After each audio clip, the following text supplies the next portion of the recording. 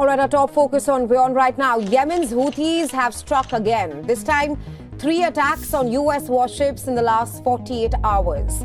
U.S. President Donald Trump is raising the stakes, warning Iran of dire consequences if the attacks continue. In Yemen, Houthi-affiliated media are reporting more U.S. attacks in the northwest. They say 17 airstrikes targeted the Sada province near the border with Saudi Arabia. Houthi fighters have been targeting ships linked to Israel and its allies in the Red Sea. Houthis attacked USS Harry S. Truman, so the U.S. Navy took out a Houthi commander. They can't say that they weren't warned. You see this clip that President Trump posted this weekend? He captioned it, "Houthis gathered for instruction on an attack. Oops, there will be no attack by these Houthis. They'll never sink our ships again."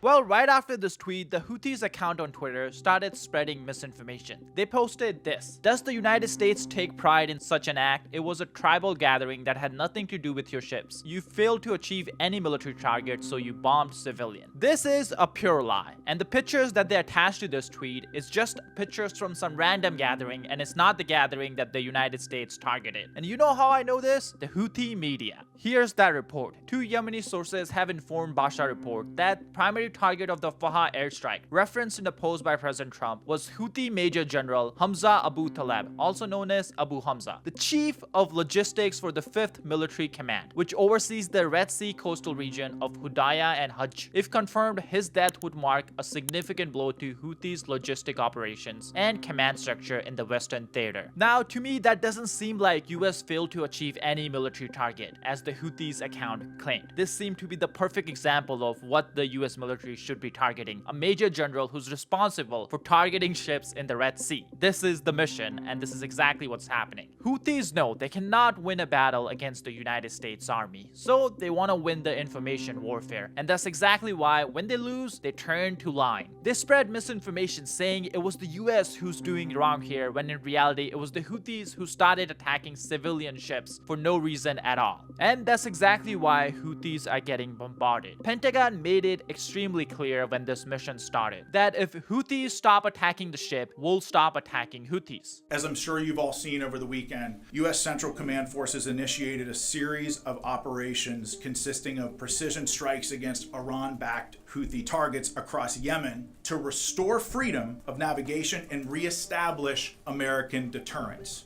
For years, the Houthis have targeted U.S. military ships and aircraft. They've hit commercial ships as well, including U.S. flagged vessels, and they threaten our personnel overseas. Houthi terrorists have launched missiles, one-way attack drones at U.S. warships over 170 times, and at commercial vessels 145 times since 2003. If you shoot at American troops, there will be consequences. We will use overwhelming lethal force until we have achieved our objective. With that said, and this is a very important point, this is also not an endless offensive. This is not about regime change in the Middle East. This is about putting American interests first.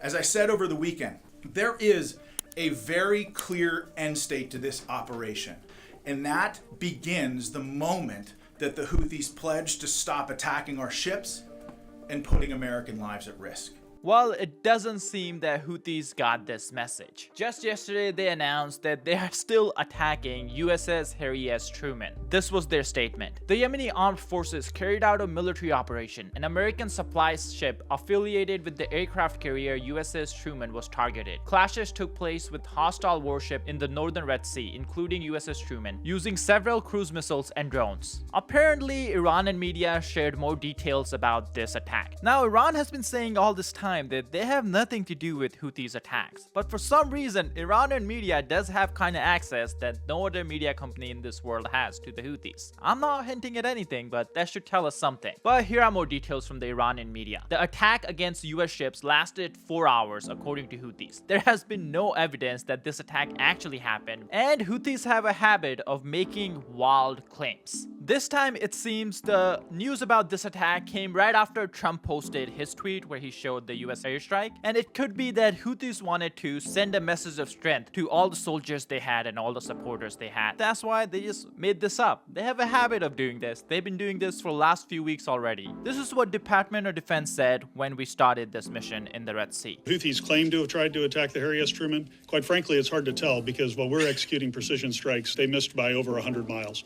I would just tell you, their effectiveness, I would question anything that they claim in the press that they're doing or not doing. The reason we are able to carry out so many precision strikes where we are actually targeting the building where the commanders and the Houthi rebels are in is because of this drone, MQ-9 Reaper. It's a reconnaissance drone that we're using in Yemen, and we are flying it at a very low altitude to be able to gather as much information as possible. In fact, I have some very interesting clips today recorded from Yemeni citizens who were able to see this drone just through their phone that's just gathering information over the Yemeni border or Yemeni territory. Here's some clips.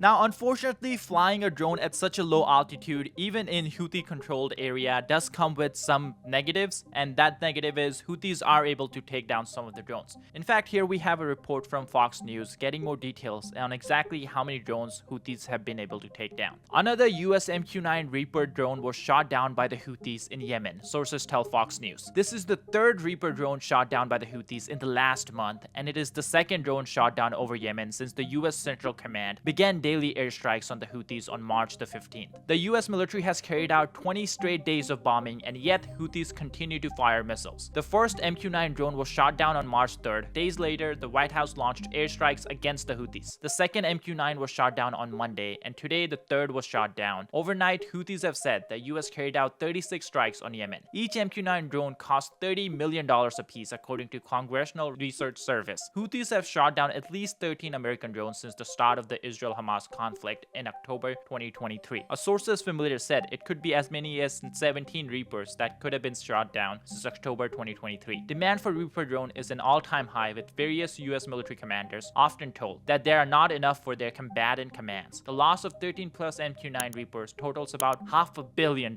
As of December, US has about 230 MQ-9s in its arsenal, a US defense official tells Fox News. As you guys can already tell, this has been a costly endeavor for the US military to carry out, especially since drones are limited and they're very expensive. But the other side is, we'd rather lose a drone than put US lives at risk. More specifically, US military lives, because we're getting intelligence that we're able to target commanders of Houthis, major generals, through these drones, and then we can carry out precision strikes. That means we don't have to have someone on the ground giving us this information and putting their lives at risk. Now, of course, that's not the important story here though. The important story is, how are Houthis able to get weapons to take down American drones that are still very high up in the sky? And that relates to Iran. Iran has been supplying with weapons, money, intelligence, and even orders. That's exactly why Iranian media is the only media in the world that has access to what Houthis are doing, what ships they are attacking, when they are attacking it, and how long these attacks are lasting. No other media has this information. Only Iranian media is publishing this. And that's because Iranian leadership is giving them orders as to what to do, and that's exactly what Houthis are doing. Even though publicly Iran says they have nothing to do with the Houthis, at the end of the day, Iran is the one that's at the head of the snake. And where is Iran getting all these weapons from? Well, they do have a very thriving defense industry that invests a lot in just weapons manufacturing, but they also get a lot of their air defenses and radar from none other than Russia. Vladimir Putin is involved in every single conflict in this world. Here we have General Ben Hodges sharing more details about this. Trump has started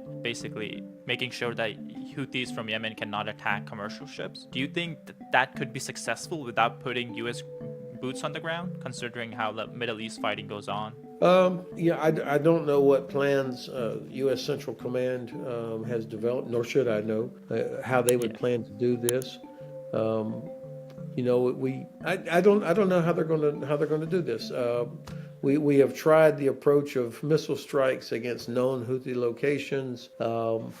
We have escorted. We've had the great U.S. Navy and the Royal Navy and others allies out in the Red Sea, trying to protect shipping, launching strikes against Houthis.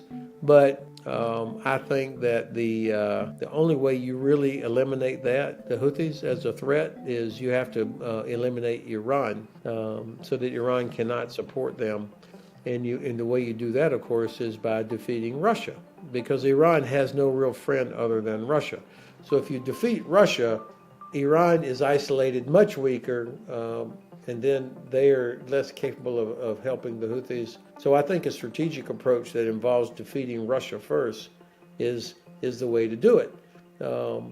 We've got many years of experience fighting against different terrorist organizations in the Middle East, and you can't just kill your way out of it. You can kill a lot of them, but that does not necessarily solve the problem. This is exactly why if we want to stop Houthis, if we want to stop Hamas, and if we want to stop Hezbollah, we need to stop Iran. And that's why we are putting so much pressure on Iran to first cut off their nuclear enrichment program and also cut off the funding for all the other groups in the Middle East who are basically terrorist groups. In this world, if you want peace, you need to prepare for war, and that's exactly what we are doing in the Middle East. We actually have 25% of American Navy fleet heading to Middle East or already in Middle East. This is a message to Iran. If they don't come to the negotiating table, the firepower in the Middle East is overpowering. Here are more details on exactly what we got there. According to USIN, 96 US Navy ships are currently deployed and 70 are underway. I count at least 26 ships below, representing 1/4 of the US fleet. Here's all the confirmed show of force we have in the Middle East and the Indian Ocean. In the Indian Ocean, we of course got the B-2 stealth bombers, C-9 Globemaster III, KC-135 tankers, Ohio-class submarine. In the Red Sea, we have USS Harry S. Truman, FA-18E Super Hornets, EA-18G Growlers, E-2D Hawkeyes, M-860 Seahawks, guided missile destroyers and cruisers, Tomahawk missiles, Aegis missile defense system, MQ-9 Reaper drones. In the Persian Gulf, we of course have USS Carl Vinson that should be there in just a few days, F-35 Lightning II, FA-18 Super Hornets, EA-18G Growlers, E-2D Hawkeyes, M-860 helicopters, guided missile destroyers and cruisers, Tomahawk missiles, SM-6 missiles. In the broader Middle East, this includes the Middle East bases too, F-15s, F-16s, A-10 Thunderbolt II, F-35s, MQ-9 Reapers, Patriot missile batteries, and that. Now, all this firepower doesn't necessarily mean that US is planning a strike. It could just mean that President Trump wants to put as much pressure as possible on Iran for them to come to the negotiating table. And the best way to increase pressure is to prepare for war. And that's exactly this kind of firepower tells Iran.